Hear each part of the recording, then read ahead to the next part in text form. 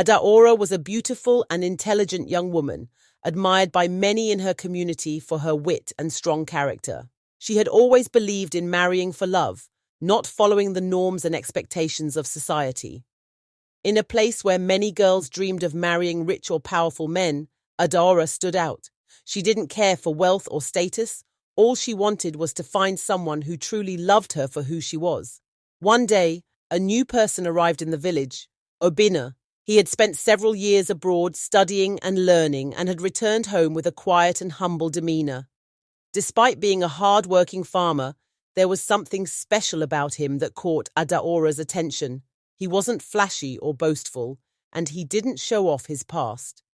He seemed just like any other man in the village, working hard under the sun, but something about his presence felt different. While many women in the community were already intrigued by Obinna, Adaora didn't see him in the same light. She didn't believe in fairy tales or marrying someone because of their appearance or status. She was determined to marry for true love. What Adaora didn't know, however, was that Obinna was not just any farmer. He was a prince, hiding his royal identity and living a simple life in the village. His decision to remain hidden from his true status was not due to a lack of pride in his heritage, but a desire to live freely without the pressures of royal life. He longed to find a woman who would love him for who he was on the inside, not because of the wealth or title he carried. The stage was set for a story of love, discovery, and the power of true connection. Adaora's family had always hoped that she would marry a wealthy man from a neighboring town, someone with a good reputation and plenty of money. They believed this would secure her future and give her a comfortable life. But Adaora was different. She didn't care about wealth or status. Her heart wanted more than just material things. She dreamed of marrying someone who truly cared for her, someone who could support her goals of personal growth and helping her family. At the same time, Adaora was busy with her work. She helped her family with their daily chores, especially her mother, who often struggled with the heavy tasks around the house. Adaora was also focused on improving her skills and education, hoping to one day do something more with her life than just getting married. She didn't want to be tied down to a man simply because of his wealth, but her family didn't understand this. They insisted that she settle down with someone rich, especially when a suitor from a nearby town came to visit. Meanwhile, Obinna had just returned to the village after spending years abroad. He had studied hard, but his father had passed away, leaving him with the responsibility of managing the family farm. Instead of returning to a life of luxury, Obinna chose to live a modest life. He moved into a small house on the outskirts of the village, far away from the memories of his royal family.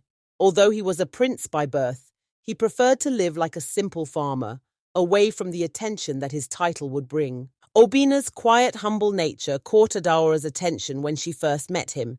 She saw him working hard on the farm, just like any other villager. He didn't try to show off, and he wasn't flashy or boastful. To Adaora, he was simply another hard-working man who had returned to help his family. She didn't see him as someone to pursue romantically, but she admired his dedication to his work and the respect he had for others.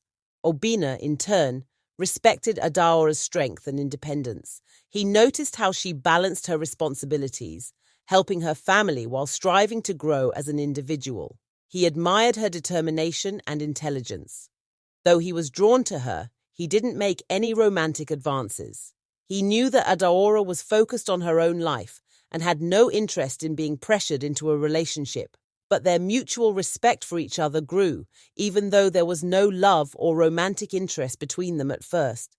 At this point, neither Adaora nor Obinna knew the other's true feelings. Adaora remained focused on her dreams, while Obinna quietly admired her, hoping that someday she might see him for who he truly was, beyond the simple farmer's life he had chosen to live. As time went on, Adaora and Obinna began to spend more time together. They worked side by side on the farm, taking care of the crops and animals. Adaora admired Obinna's hard work and quiet nature. She liked how he always did his best, no matter how difficult the task was. They talked about many things while working, and slowly a friendship started to form between them. Adaora didn't know about Obina's royal background. To her, he was just a kind, hard-working man who was helping with the farm, just like anyone else. Obina, on the other hand, was becoming more and more captivated by Adaora. He admired not just her beauty, but also her intelligence and strong spirit. Adaora had dreams of making her life meaningful, beyond just getting married. She wanted to help her family, learn new things, and grow as a person. Obina respected this about her, as he too valued things beyond wealth and status. Although he felt drawn to her, he never showed it. Instead, he enjoyed their friendship and the time they spent working together, secretly hoping that she would one day see him in a different light. At the same time, Adaora's family continued to push her toward marriage. They suggested several wealthy suitors, men who could offer her a comfortable life, but Adaora was determined to marry only someone who truly respected her.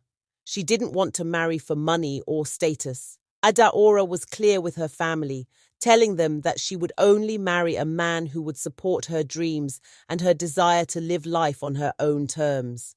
She rejected each suitor, no matter how rich or well-known they were.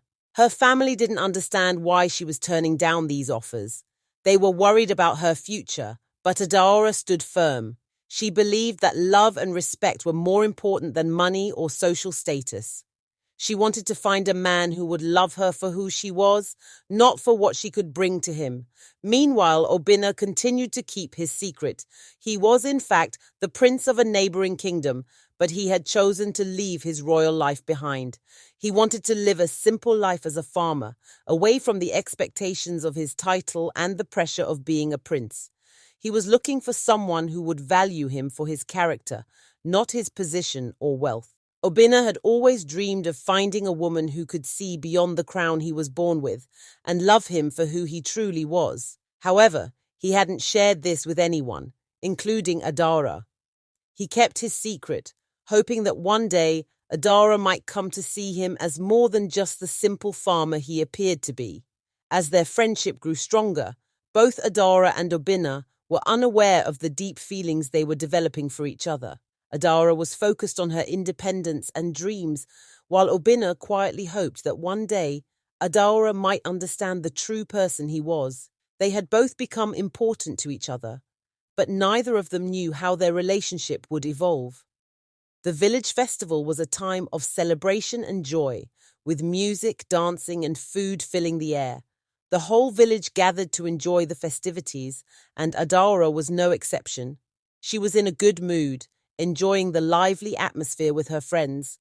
But Obina, who had been working hard at the farm, was feeling something different. As he watched Adaora, something deep inside him urged him to finally speak the truth. He had been hiding his feelings for so long, and now, with the festival as the perfect backdrop, he decided it was time to tell Adaora how he felt. With a pounding heart, he approached her. As she laughed with her friends, Obina stepped forward, his voice shaking slightly. He told Adaora that he had something important to share, something he couldn't keep inside any longer. "Adaora," he began, "there is something I must tell you. I have fallen in love with you. I have admired your strength, your beauty, and your heart. You are the kind of woman I have always dreamed of, and I want to spend my life with you. I am not just a farmer. I am the prince of a neighboring kingdom. I came here to live a simple life, away from all the expectations of royalty, because I wanted to find someone who would love me for who I am, not for my title. Adaora, will you marry me?" Adaora stood frozen for a moment, the words hanging in the air. She had never expected this. She had always seen Obina as just a farmer, a kind and hard-working man, but never as someone who could be a prince. She felt confused and unsure, her heart racing. But despite the shock, Adaora's response was clear. "Obina, I cannot marry you," she said gently but firmly. "I have always believed in marrying for love, not because of someone's title or wealth. You may be a prince, but to me, you are just another man. I want someone who sees me for who I truly am, not just because I'm beautiful or because of what I can bring to them." Her words stung Obinna like 1,000 needles. He had hoped that Adaora would see him for the person he was and not be blinded by his title, but her rejection, although kind, cut deep. He had poured out his heart, revealing his true identity, hoping for a chance at love, only to be turned away. Obinna's heart broke as he watched Adaora walk away, her words echoing in his mind. He had thought that she might feel the same way, but now he realized that he had been wrong. Adaora wasn't ready to accept him as he was. She still saw him as just a simple farmer, not the prince he truly was. As the night went on, Obinna felt a deep emptiness inside him. The village festival that had once seemed so full of life now felt like a cruel reminder of his failure. He had laid his heart bare, and in return he had received a painful rejection. His love for Adaora was real, but for now, it seemed that she couldn't see past the life he had chosen to live. After the festival, Adaora couldn't stop thinking about the events that had unfolded. She had rejected Obinna's proposal, but as the days passed, she started to feel a strange sense of doubt. Was she too quick to judge him?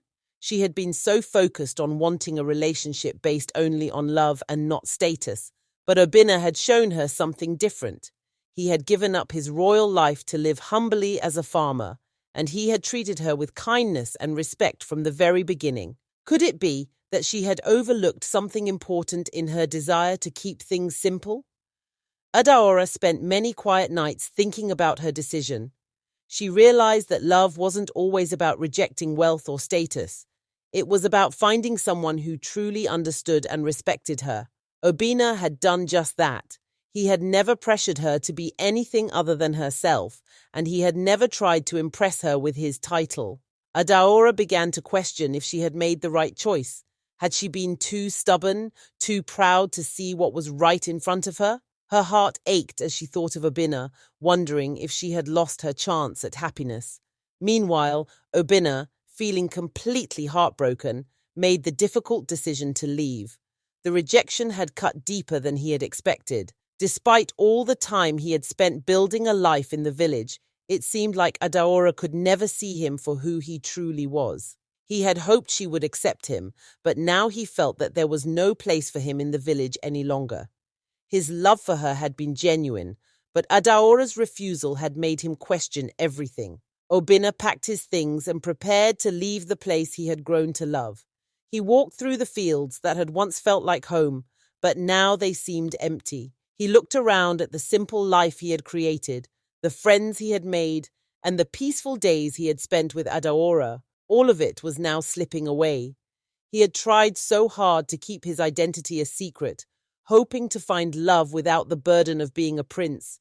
But now it seemed like the life he had chosen in the village would never be enough. With a heavy heart, Obinna left the village, unsure of what the future held. He returned to his kingdom, leaving behind the quiet life he had hoped to build. Adaora's rejection had broken his spirit, and he felt like he could never go back to the simple life he had once dreamed of. The pain of leaving the village and Adaora was immense, but Obinna knew he had to return to his royal duties. Months passed, and Adaora's heart grew heavier with regret. She couldn't ignore the feelings that had been growing inside her since the day she had rejected Obinna. Her pride and stubbornness had kept her from seeing what was truly important.